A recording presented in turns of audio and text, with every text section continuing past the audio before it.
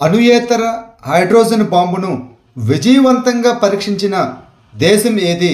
China. China అణుయేతర hydrogen బాంబును పేల్చింది. సాంప్రదాయ అణు మరియు హైడ్రోజన్ బాంబుల కంటే భిన్నంగా 2 కిలోల పరికరం 1000 డిగ్రీల సెల్సియస్ కంటే ఎక్కువ ఉష్ణోగ్రతను చేరుకుంది. ఇది భవిష్యత్తు ఆయుధాల అభివృద్ధి మరియు ఉపయోగంలో ఒక ప్రధాన అడుగుగా నిలిచింది. భారతదేశం తన మొదటి క్వాంటం కంప్యూటింగ్ గ్రామాన్ని ఎక్కడ స్థాపించనుంది? ఆంధ్రప్రదేశ్. భారతదేశం తన మొట్టమొదటి క్వాంటం కంప్యూటింగ్ గ్రామాన్ని ఆంధ్రప్రదేశ్లోని అమరావతిలో స్థాపించనుంది. దీనికి రియల్ టైమ్ గవర్నెన్స్ సొసైటీ అనగా ఆర్టీజీఎస్ నాయకత్వంలో ఐబిఎం, టీసీఎస్ మరియు ఎల్ఎన్టీ కీలక సహకారులుగా ఉన్నాయి. భారతదేశాన్ని తదుపరి తరం కంప్యూటేషనల్ టెక్నాలజీలో ముందంజలో ఉంచడం ఈ ఇనిషియేటివ్ యొక్క లక్ష్యం. ఇటీవల వార్తల్లో కనిపించిన అరుణ్ 3 జల విద్యుత్ ప్రాజెక్టు ఏ దేశంలో ఉంది? నేపాల్. అరుణ్ 3 జల విద్యుత్ ప్రాజెక్టు సకాలంలో పూర్తయ్యేలా చూసేందుకు భారతదేశం మరియు నేపాల్ ఇటీవల ఎలక్ట్రోమెకానికల్ పనులను ప్రారంభించాయి. అరుణ్ 3 జల విద్యుత్ ప్రాజెక్టు తూర్పు నేపాల్లోని శంకువసబ జిల్లాలో కోసి నదికి ఉపనది అయిన అరుణ్ నదిపై ఉంది. ఇది 900 మెగావాట్ల రన్ ఆఫ్ రివర్ పథకం.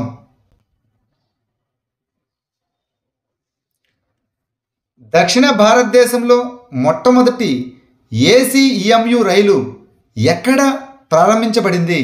చెన్నై. ప్రయాణికులకు ఇబ్బంది లేని ప్రయాణ అనుభవాన్ని అందించే లక్ష్యంతో ఒక ముఖ్యమైన ఇనిషియేటివ్లో భాగంగా దక్షిణ రైల్వే ఏప్రిల్ 19, 2025 చెన్నైలోని చెన్నై బీచ్ నుంచి చెంగల్పట్టు విభాగంలో మొదటి ఎయిర్ కండిషన్డ్ ఈఎంయు అనగా ఎలక్ట్రిక్ మల్టిపుల్ యూనిట్ రైలు సేవను ప్రవేశపెట్టింది. ఏసీఈఎంయు సేవను మొదట ముంబై సబర్బన్ రైల్వేలో ప్రవేశపెట్టారు. ఆటోమేటిక్ తలుపులు, ప్రయాణికుల సమాచార వ్యవస్థలు, సీసీటీవీ కెమెరాలు మరియు బాగా గుర్తించబడిన ఎంట్రీ లేదా ఎగ్జిట్ పాయింట్లతో సహా ప్రయాణికుల సౌకర్యాన్ని పెంచడంలో ఆధునిక ఏసీఈఎంయు రైలు ఒకటి. పెరూలోని లిమాలో జరిగిన ఐఎస్ఎస్ఎఫ్ ప్రపంచ కప్ 2025లో పతకాల జాబితాలో అగ్రస్థానంలో నిలిచిన దేశం ఏది? చైనా. చైనా 4 స్వర్ణాలు, 3 రజితాలు మరియు 6 కాంస్య పతకాలతో అగ్రస్థానంలో నిలిచింది. అమెరికా 2వ స్థానంలో నిలిచింది. భారతదేశం 3వ స్థానంలో నిలిచింది. గ్లోబల్ జియోపార్క్ నెట్వర్క్లో యునెస్కో ఎన్ని కొత్త గ్లోబల్ జియోపార్కులను నియమించింది? 16. ఏప్రిల్ 17, 2025న యునెస్కో 16 కొత్త గ్లోబల్ జియోపార్కులను జోడించింది. దీనితో 50 దేశాలలో మొత్తం 229కి చేరుకుంది.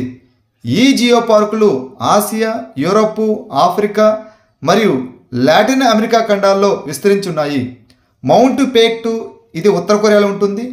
కాన్బులా చైనా, అర్రాన్ యూకేలో, తుంగురాహువా అగ్నిపర్వతం ఈక్వెడార్ దేశంలో ఇటువంటి ముఖ్యమైన కొత్త ఎంట్రీలు చేర్చబడ్డాయి. భారతదేశంలో ఇంకా యునెస్కో గ్లోబల్ జియోపార్కులు లేనప్పటికీ ఈ సైట్లు 2015లో యునెస్కో ప్రారంభించిన గ్లోబల్ జియోపార్క్స్ నెట్వర్క్ కింద పరిరక్షణ, విద్య, స్థిరమైన అభివృద్ధికి మద్దతిస్తాయి. ఇటీవల ఈజీఎంఓ గణిత ఒలింపియాడ్లో భారతదేశం ఎన్ని పతకాలను గెలుచుకుంది? 4. కొసావా దేశంలోని ప్రిస్టినాలో జరిగిన 14వ యూరోపియన్ బాలికల గణిత ఒలింపియాడ్ అనగా ఈజీఎంఓ 2025లో భారతదేశం 2 రజితాలు మరియు 2 కాంస్య పతకాలను గెలుచుకుంది. ఇటీవల జరిగిన ఈజీఎంఓలో ఏ దేశం మొదటి స్థానంలో నిలిచిందో ఖచ్చితంగా చెప్పడం కష్టం. ఎందుకనగా నిర్దిష్ట ర్యాంకులు బహిరంగంగా అందుబాటులో లేవు. 2012 నుండి ఇది ఏటా ఏప్రిల్లో నిర్వహించబడుతుంది. ఈ ఈజీఎంఓ అనేది వార్షిక గణిత పోటీ. గత వారం ఏప్రిల్ 11 నుండి 17 వరకు జరిగింది. అస్సాంలోని కోక్రాఝార్లో ప్రతిష్టాత్మకమైన గురుదేవ్ కాళీచరణ్ బ్రహ్మ అవార్డు 2025తో ఎవరిని సత్కరించారు? డాక్టర్ అచ్యుత్ సమంత్. కేఐఐటి మరియు కేఐఎస్ఎస్ యొక్క దార్శనిక వ్యవస్థాపకుడు అచ్యుత్ సమంత ఇటీవల అస్సాంలోని కోక్రాఝార్లో ప్రతిష్టాత్మక గురుదేవ్ కాళీచరణ్ బ్రహ్మ అవార్డు 2025తో సత్కరించబడ్డాడు. గురుదేవ్ కాళీచరణ్ బ్రహ్మ ట్రస్ట్ స్థాపించిన ఈ అవార్డు సమాజానికి, ముఖ్యంగా విద్య మరియు సామాజిక సాధికారత రంగాలలో గణనీయమైన కృషి చేసిన వ్యక్తులను జరుపుకుంటుంది. బోడో సమాజానికి చెందిన గౌరవనీయ సామాజిక సంస్కర్త మరియు ఆధ్యాత్మిక నాయకుడు గురుదేవ్ కాళీచరణ్ బ్రహ్మ 166వ జయంతి సందర్భంగా ఈ గుర్తింపు లభించింది. ఏప్రిల్ 2025లో వరల్డ్ ఎకనామిక్ అవుట్లుక్ అనగా WEO a critical juncture among policy shift నివేదికను ఏ సంస్థ విడుదల చేసింది? అంతర్జాతీయ ద్రవ్యనిధి, ఇంటర్నేషనల్ మానిటరీ ఫండ్. అంతర్జాతీయ ద్రవ్యనిధి ఇటీవల తన ప్రపంచ ఆర్థిక దృక్పథం అనగా WEO విధాన మార్పులో కీలకమైన జంక్షన్ నివేదికను విడుదల చేసింది. ఈ నివేదిక ప్రపంచ వృద్ధి అంచనాను జనవరి 2025 నవీకరణ నుండి 2.8కి, అదేవిధంగా భారతదేశం యొక్క 6.2% తగ్గించింది. ప్రపంచ వాణిజ్య ఉద్రిక్తులు మరియు విధాన అనిశ్చితి కారణంగా ఈ తగ్గింపు జరిగింది. ఇటీవల ఏ రాష్ట్రంలోని వార్ మెమోరియల్ కాంప్లెక్స్లో ఖోంగుజోమ్ దినోత్సవాన్ని జరుపుకున్నారు? మణిపూర్. మణిపూర్లో 1891 నాటి చారిత్రాత్మక ఆంగ్లో మణిపూరి యుద్ధంలో ప్రాణాలను అర్పించిన మణిపూరి వీరుల పరాక్రమం మరియు త్యాగాలను గుర్తు చేసుకుంటూ ఖోంగుజోమ్ దినోత్సవాన్ని ఏప్రిల్ 23, 2025న జరుపుకున్నారు. తౌబాల్ జిల్లాలోని కేబాచింగ్లోని ఖోంగుజోమ్ యుద్ధ స్మారక సముదాయంలో రాష్ట్ర స్థాయి పరిశీలన జరిగింది. గురుత్వాకర్షణ కొలతల కోసం మొట్టమొదటి అంతరిక్ష ఆధారిత క్వాంటమ్ సెన్సార్ను అభివృద్ధి చేసిన అంతరిక్ష సంస్థ ఏది?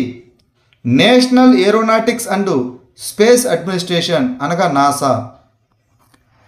National Aeronautics and Space Administration అనగా నాసా గురుత్వాకర్షణను అధిక ఖచ్చితత్వంతో కొలవడానికి మొట్టమొదటి అంతరిక్ష ఆధారిత క్వాంటమ్ సెన్సార్ను అభివృద్ధి చేస్తున్నది. ఈ సాంకేతికత హిమాలయాలు వంటి పెద్ద నిర్మాణాల ద్రవ్యరాశిని అంచనా వేయడానికి మరియు అంతరిక్షం నుండి నీరు, మంచు మరియు రాళ్ల కదలికను ట్రాక్ చేయడానికి సహాయపడుతుంది. దేశీయ పరిశ్రమను రక్షించడానికి భారత ప్రభుత్వం ఉక్కు దిగుమతులపై ఎంత శాతం సుంకాన్ని విధించింది? 12%. అధిక దిగుమతులను నియంత్రించడానికి భారతదేశం నిర్దిష్ట ఉక్కు ఉత్పత్తులపై 12% సేఫ్ గార్డ్ సుంకాన్ని అమలు చేసింది. తన దేశీయ ఉక్కు పరిశ్రమను రక్షించుకోవడానికి భారత ప్రభుత్వం దిగుమతులపై 12% తాత్కాలిక సేఫ్ గార్డ్ సుంకాన్ని విధిస్తున్నట్లు ప్రకటించింది. ఏప్రిల్ 21, 2025 నుండి అమల్లోకి వచ్చిన ఈ నిర్ణయం ముఖ్యంగా చైనా, దక్షిణ కొరియా మరియు జపాన్ నుండి తక్కువ ధర ఉక్కు దిగుమతుల పెరుగుదలను ఎదుర్కోవడమే లక్ష్యంగా పెట్టుకుంది. భారత నావికాదళం ఏ దేశ తీర రక్షక నౌకను మరమ్మతు చేసింది మాల్దీవులు. ముంబైలోని నావెల్ డాక్యార్డ్లో మాల్దీవుల coast guard ship MNDF Huravee యొక్క పునరుద్ధరణను భారత నౌకాదళం పూర్తి చేసింది. ఈ చర్య నైబర్హుడ్ ఫస్ట్ విధానం మరియు ప్రాంతీయ భద్రతా సహకారం కోసం మహాసాగర్ దార్శనికత కింద మాల్దీవులతో భారతదేశ సముద్ర భాగస్వామ్యాన్ని హైలైట్ చేస్తుంది. 2024-25 ఆర్థిక సంవత్సరంలో భారతదేశ తోలు మరియు పాదరక్షల పరిశ్రమ ఎగుమతులు ఎంత శాతం పెరిగాయి? 25%. 2024-25 ఆర్థిక సంవత్సరంలో భారతదేశ తోలు మరియు తోలియేతర పాదరక్షల ఎగుమతులు దాదాపు 25% గణనీయంగా పెరిగి $5.7 బిలియన్ చేరుకున్నాయని ఒక కొత్త నివేదిక తెలిపింది. IMF ప్రకారం 2026 ఆర్థిక సంవత్సరంలో భారతదేశ వృద్ధి రేటు ఎంత శాతం ఉంటుందని అంచనా వేయబడింది? 6.2%.